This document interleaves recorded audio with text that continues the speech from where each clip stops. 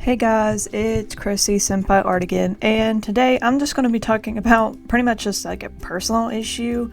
So I've been quite sick for a little while, and come to find out, I'll just, break the ice, have a fairly large cyst on my brain. Now what does that mean? It's called an arachnoid cyst. Most people, me not being included in this, but a lot of people have them, live with them just fine. It doesn't do anything. But I'm not, of course, one of those people who would luck out like that, because that wouldn't be fun. I have a fairly large cyst on my cerebellum and partially on the left side of my brain.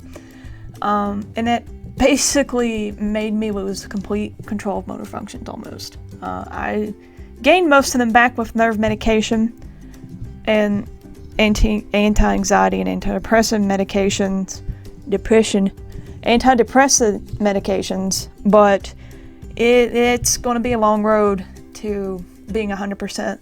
That's pretty much why I haven't posted anything for quite some time. Now, for people who are affected with these, especially where I have it, having loss of motor control is like one of the most common things. I still barely blink. That was the first thing to go, was blinking. You don't realize that blinking is technically voluntary, I guess, because you don't have to usually think about it. But yeah, now I have to think about thinking, or think about blinking, which is weird. Headaches, oh god, that was the worst part, were crippling optical migraines. The cyst is so large that it kind of was pushing my brain forward and pinching nerves that it shouldn't have. Thankfully, most of that's gone, unless I have a lot of light in my eyes at once. Generally, I can tolerate most lighting situations now, but again, I've been on this medicine for almost 4 weeks. I go back to work in the middle of June, and I've been gone since pretty much the beginning of May, and I'm losing my mind at the house. So yeah, there was a long time I wasn't able to even make anything. Like I said, it's temporary, most of the symptoms I had. It could be growing, we don't know. We're going to find out at the next appointment in July whether it's growing or not, which will be fun. And then basically we just wait and see. If it's growing, then I might have to get a shunt put in. Which the biggest issue with getting a shunt put in is getting a severe bacterial infection, and you don't want that anywhere near your brain. And it will be out for about 6 weeks, they said. Or they remove it, which could be even more risky, which is like their last thing they want to do. They do not want to cut this thing out, because again, it's more long than wide, if that makes sense. It does cover most of my cerebellum and up to the left part of my brain. I don't know the scientific terms for these. It's just a big boy, and I have a brain baby, and I have to learn to live with him, pretty much, because there is they can remove it, but there's no way to remove it without high risk. So, I'd rather just keep it. So, what is the drawing then? The drawing is just what it feels like. Like, I feel like I have this light, sensitive demon stuck in my head. Because when there's a very big difference between headaches and migraines. A migraine is so intense, and it's like blinding. Now, I have optical migraines, which are a little bit different than other types of migraines. The best way to describe it is everything makes your eyes feel like you have weights on them, in your eyeballs, and it hurts so bad. It's like a tension headache mixed with like a tension headache, which is on the front of your head. It's really tight and painful, and also just feel like you're going blind, which is not a fun experience, I can tell you. I started having visual hallucinations. It got so bad. Again, most of that's gone, thankfully. I'm on anti-anxiety medication called hydroxine, which I have to take every morning with a baby aspirin, so I don't get headaches at all during the day. Like I said, again, this is for the most part. I still get headaches, but I don't get migraines, and life is a lot easier to live when you have just a headache versus a migraine, because at least if I take it easy, if I take a nap, if I take an extra aspirin, the headache probably goes away. I accidentally overdosed on caffeine in the process of this too. Do not take a bunch of Excedrin migraine. All it's going to do is skyrocket your blood pressure through the roof. That was a big oopsie that sent me to the ER. Now I have like $7,000 of worth of ER bills I'm not going to be able to pay. Yeah, don't overdose on Excedrin migraine. It's great. I use it very sparingly. Just be careful with it, because it's got a lot of caffeine in it and it'll spike up your blood pressure. But yeah, pretty much that has been the problem. I was cursed with a weird brain baby, and they are trying to find out if it was caused by my car accident a few years ago, which if it was, that's a very serious problem, or if I was born with it and something triggered it, possibly the car accident, possibly not, for it to grow. I have CT scans back from when I got hit, so hopefully they'll find something, or if they don't find something, that means it most likely came from the accident. But, you know, I won't know until I go back, since they haven't called me about it, because, you know, American healthcare system is great. I hope you guys enjoy the art. I love drawing more edgy stuff. Sorry, also, I'm having issues with my voice. I've pretty much not had my complete voice since I got sick. But I hope you guys enjoy this more edgy art from me. I really like to draw horror. I'm just not that good at it. Because I like to draw cutesy, round things you can see in the right corner. My new little channel icon is me if I was an alpaca in Aussie. I like to draw soft, fluffy, round things, and horror usually is the opposite. Or at least the kind that I like, the body horror type stuff. But I did look at a lot of Junji Ito's stuff for, like, reference.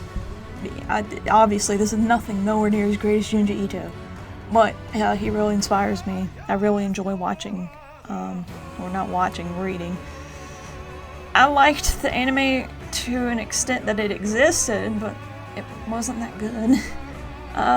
Yeah, it was fun to kind of vent out my frustrations, because it's really hard to describe to anyone in real life or anyone on the internet unless they've been through it, which, pro tip, join a support group if you have something considered rare, because these cysts are much more common in boys who are children, and I am an adult woman, so it kind of was weird. And I joined a support group so I would have more people to talk to. Again, what you should do if you really need someone to talk to, find a support group. There's one for almost anything. Joined it, and I'm like the only adult woman in there that I see most of the time with one, and I'm like, ah yes, I feel so alone in here still, but at least now I have someone to talk to. Like chronic illness, it's just really difficult to talk to people who barely had anything worse than a flu. Like, I've had so many weird illnesses. I've had appendicitis, which that was a blast. That is fairly common compared to other things. But that was a blast because I had a bad recovery time. And then I've had hyperthyroidism. I've had, like, low iron. Most of that went away. That went away just as I got older and my hormones kind of chilled out a little bit. And then we first thought I just had stomach ulcers, which I did. Those went away. And now I've got this brain baby. That's the only thing I can think to call it, is the brain baby. But it don't look like a cute little squishy baby. It looks more like a demon out of hell in this picture. But I enjoyed it a good bit. I plan to do more horror stuff in the future, more gore. This isn't really necessarily gory, it's just more like gross, I think, because it's just a demon coming out of my head, because that's what it feels like. When you essentially have pain that you can't control, and have to be on a lot of medication to control it, it's a little scary. I've never been in a position like this before, where I had to miss so much work. Thankfully, my job is quite understanding. They've been very cool about it and very loving towards me, sending me things, all that stuff. But missing work because of something I literally can't do anything about, except try to take medicine. And if I get surgery, then boom, I'm out another 2 months, basically. Or if I get the removal surgery, then God knows how long I'll be out, because if it permanently paralyzes me, which it can, at the removal place that they would have to remove it if they mess up one, which I don't expect them to mess it up. It's just one of those anxiety things where you don't even want to think about it, because if you think about it, you'll go nuts. I know this is a bit of a rambling video. I just wanted to talk about where I have been. My Instagram was quite dead for quite some time. It took a very long time. Not a very long time, but like, I went so far down the like I couldn't walk. I could barely talk, and that's why my voice is a lot more grumbly than usual, because I'm still having issues with that. I don't blink still. There was a lot of things that this thing goofed up. And it's just one of those life things, I guess. You know, some people get cursed with bad things happening to them, and I'm quite grateful that my life is pretty decent for the most part. But I guess this is my bad actual brain baby demon that I get to deal with. But I hope you guys enjoyed watching me draw something a bit more spoopy. If you would like to see more, let me know. It was quite fun to do. Hope you guys have a good day. I hope you don't have any brain babies of your own. And keep drawing, my little dudes.